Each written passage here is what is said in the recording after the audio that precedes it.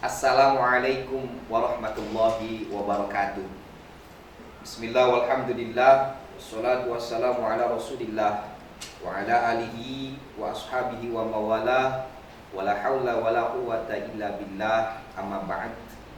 Rabbi syrah li sadri wa yassir li amri wahlul 'uqdatam min lisani yafqahu qawli, ya fatahu ya alim. Adik-adik siswa-siswi SMA Negeri Situraja, berjumpa lagi dalam acara pesantren Ramadan SMA Negeri Situraja. Pada hari ini kita akan sedikit banyak berbicara atau ngobrol tentang kajian agama, khususnya yaitu tentang materi fikih. Fikih secara bahasa adalah faham. Secara istilah, ilmu fikih adalah ilmu yang membahas tentang tata cara beribadah, dari mulai hal terkecil sampai dengan hal terumit.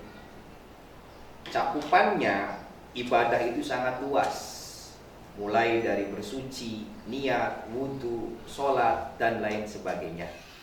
Tetapi pada kesempatan yang berbahagia ini, kita tidak akan mengulas secara keseluruhan, mungkin hanya beberapa tema saja yang akan kita bahas.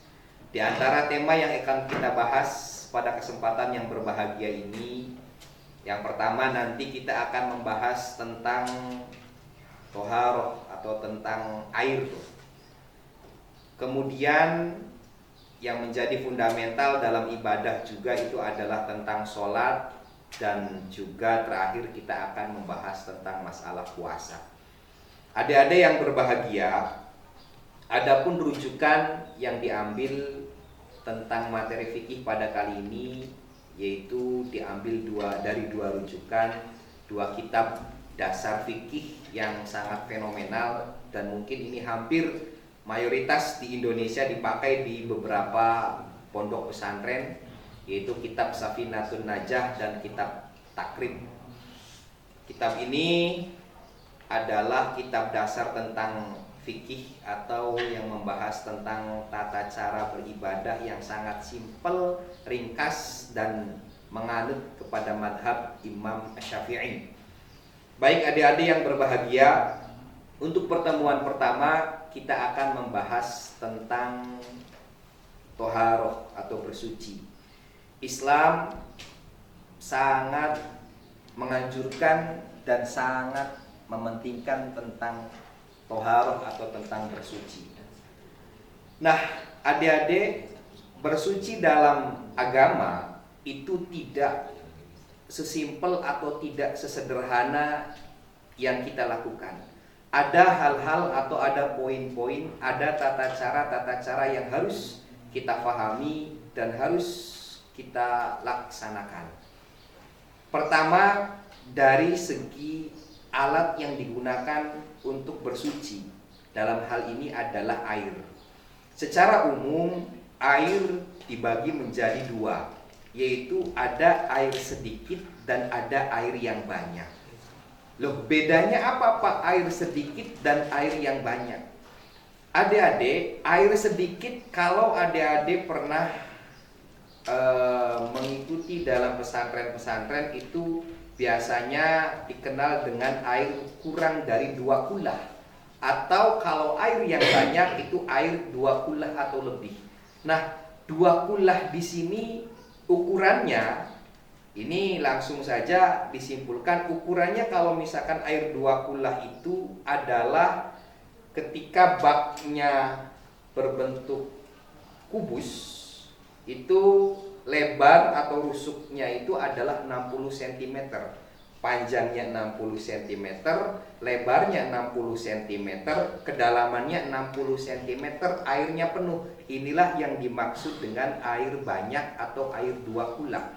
Fungsinya air 2 kullah ini nanti bisa dipakai untuk bersuci, bisa dipakai untuk wudhu, bisa dipakai untuk menghilangkan najis, bisa dipakai untuk mandi besar. Nah, Air 2 kula di sini bedanya dengan air sedikit. Kalau air sedikit ketika kejatuhan najis, mohon maaf, misalkan adik-adik punya air di ember kecil. Nah, ember ini berisi air yang suci mensucikan. Lah, air yang suci mensucikan seperti apa, Pak? Nanti kita bahas.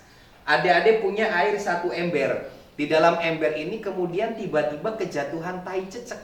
Nah, tai cicak, kotoran cicak. Maka air ini sudah dikatakan air mutanajis, tidak bisa digunakan untuk bersuci, tidak bisa digunakan untuk wudhu, tidak bisa digunakan untuk mandi junub, tidak bisa digunakan untuk menghilangkan 2 najis atau menghilangkan najis.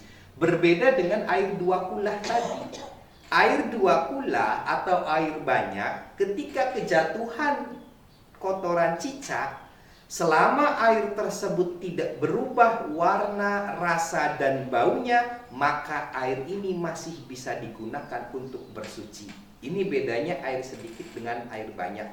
Maka hati-hati adik-adik yang di rumah, kalau ukuran kamar mandinya kurang dari 60 kali 60 cm, dilihat air itu ada najisnya tidak. Kalau ada najisnya, maka bersucinya tidak sah. Paham sampai sini ya? Ulangi, air 2 kulah adalah air yang banyak yang bisa digunakan untuk bersuci, dan ketika kejatuhan najis selama tidak berubah warna, rasa, dan baunya, maka air ini tetap bisa digunakan untuk bersuci. Beda dengan air sedikit. Nah, ini secara umum ada 2. Air sedikit, air banyak. Kemudian macam-macam air. Adik-adik, macam-macam air itu terbagi menjadi 4. Ada air yang suci mensucikan, ada air yang suci tidak mensucikan, ada air musyammas, dan ada air mutanajis. Lah, 1, air suci yang mensucikan. Air suci yang mensucikan ini zat airnya suci dan bisa dipakai untuk bersuci. Apa saja? Kalau tidak salah ada 7 macam.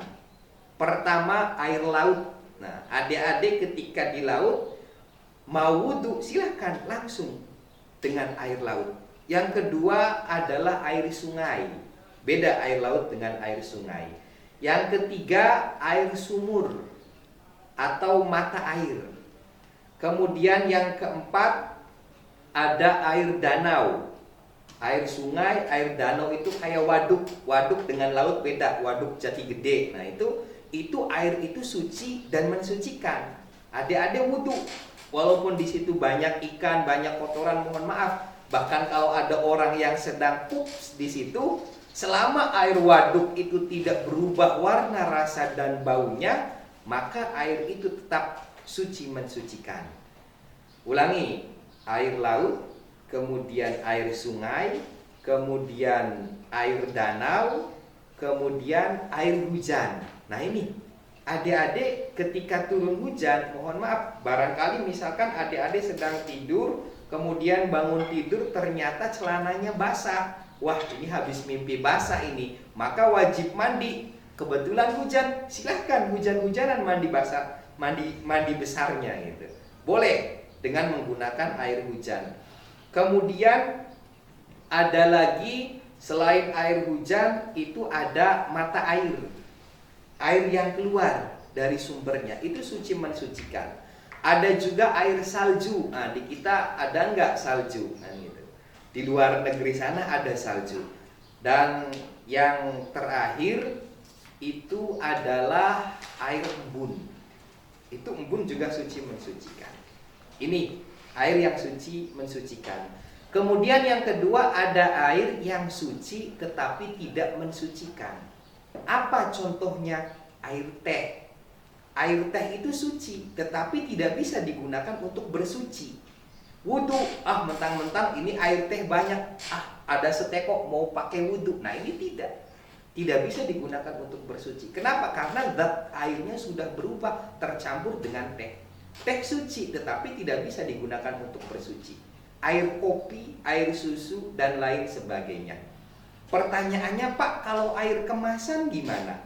air botol, entah mereknya itu merek Aqua, Zam-Zam dan lain sebagainya, itu termasuk ke dalam air suci mensucikan karena zatnya masih berbentuk air.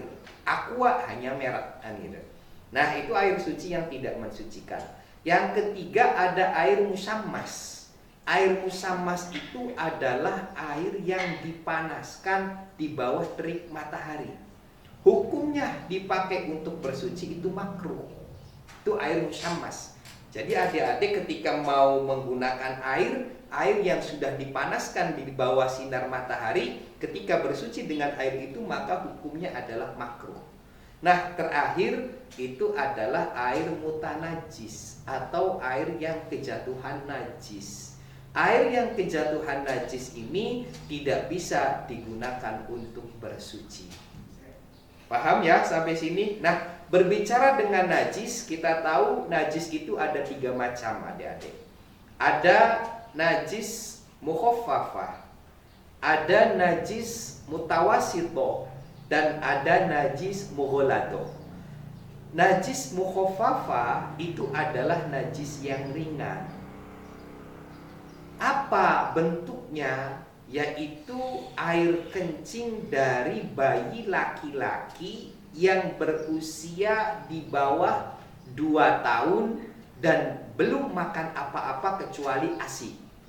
Ulangi, najis mukhaffafah atau najis yang ringan yaitu najis dari air kencingnya bayi laki-laki yang berusia di bawah 2 tahun dan belum makan apa-apa kecuali ASI.